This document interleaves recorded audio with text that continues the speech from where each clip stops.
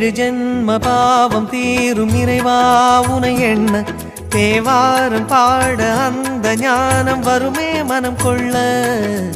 ஆதியான சிவனே சிவஜோதியான சிவனே, ஆதியான சிவனே சிவஜோதியான சிவனே. ஏழு ஜென்ம பாவம் தீரும் இறைவா உனை எண்ண தேவாரம் பாட அந்த ஞானம் வருமே மனம் கொள்ள.